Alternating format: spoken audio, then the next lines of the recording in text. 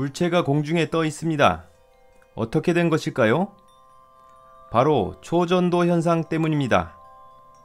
초전도 현상은 1911년 네덜란드의 과학자 온네스가 발견했습니다. 온네스는 수은의 전기 저항이 온도에 따라 달라지는 것을 알고 온도 변화에 따른 수은의 전기 저항을 측정했습니다.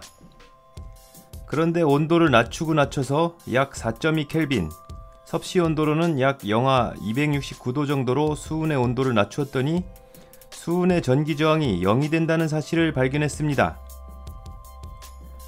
이후 수은 외에도 납 등 다른 종류의 물질들도 낮은 온도에서 전기 저항이 0이 된다는 사실이 밝혀졌습니다.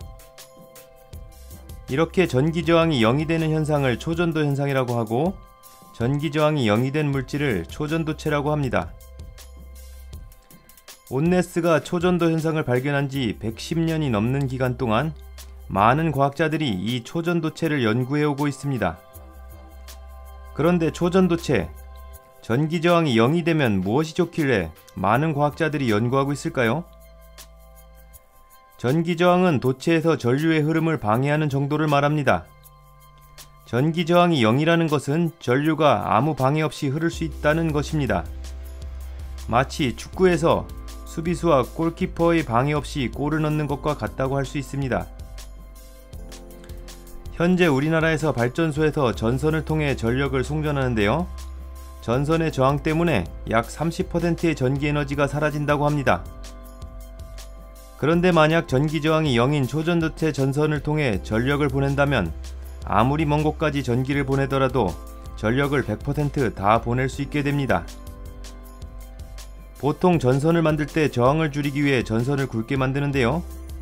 재료도 많이 들고 송전탑도 튼튼하게 만들어야 합니다. 초전도체 전선이라면 굵기가 가늘어도 되겠지요. 그리고 휴대폰을 오래 사용하다 보면 점점 뜨끈뜨끈해지는 것을 느낄 수 있는데요. 이것은 휴대폰 내부 회로의 저항 때문에 전기 에너지 일부가 열 에너지로 바뀌기 때문입니다. 만일 휴대폰 회로를 초전도체로 만든다면 이렇게 열 에너지로 달아나는 전기를 줄일 수 있을 것이고 휴대폰을 더 오랜 시간 사용할 수 있을 것입니다.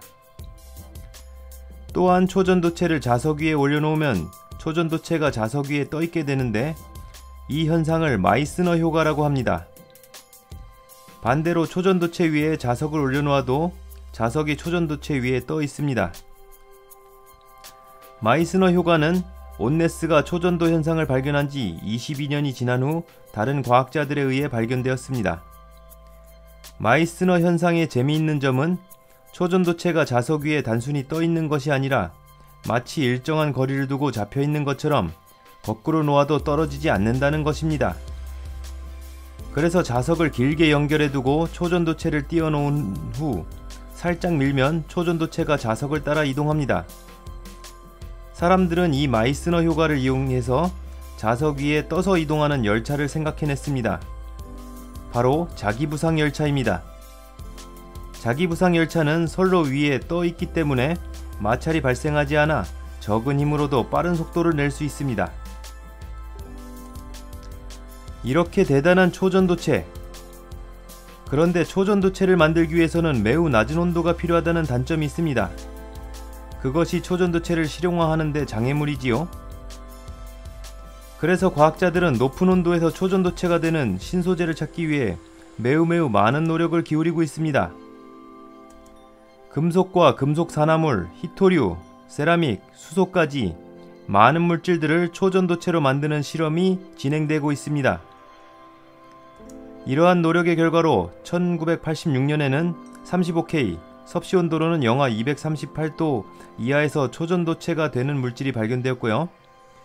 이후 92K, 섭씨 영하 181도 이하에서도 초전도체가 되는 물질을 발견하는 등 점점 높은 온도에서 초전도체가 되는 물질을 발견하고 있습니다. 최근 2020년 10월 섭씨 영상 15도에서 물질이 초전도체가 되는 사례가 논문으로 발표되었습니다. 물론 기압의 260만 배라는 엄청나게 높은 압력을 가해야 하기 때문에 이것은 온도가 아니라 압력 때문에 상용화가 어렵지만요. 그렇다고 초전도체가 연구실에서만 쓰이고 실제 사용되지 않는 것도 아닙니다. 초전도체는 이미 우리 생활에 쓰이고 있습니다. 대표적으로 쓰이는 곳이 바로 병원에서 진단할 때 쓰는 MRI, 자기공명 영상장치입니다. MRI는 자기장으로 원자를 반응시켜 인체의 내부를 관찰하는 진단기기인데요. 이때 엄청나게 큰 자기장이 필요한데 일반 전자석으로는 필요한 자기장을 발생시킬 수 없습니다. 그래서 초전도체를 이용하여 전류를 저항 없이 많이 흘려보내 충분히 큰 자기장을 발생시키는 방법을 이용합니다. 충분히 단열된 상태이기 때문에 환자가 느낄 수는 없지만 MRI 내부는 액체 헬륨으로 온도를 낮춘 초전도체를 이용해 큰 자기장을 발생시키는 전자석을 쓴다고 합니다.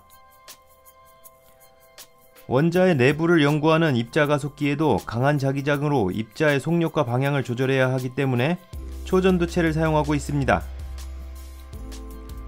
앞으로 낮은 압력의 상온에서도 초전도 현상을 보이는 신소재를 개발한다면 강한 자기장으로 플라즈마 상태의 입자를 묶어두어 핵융합 발전이 가능해질 것입니다.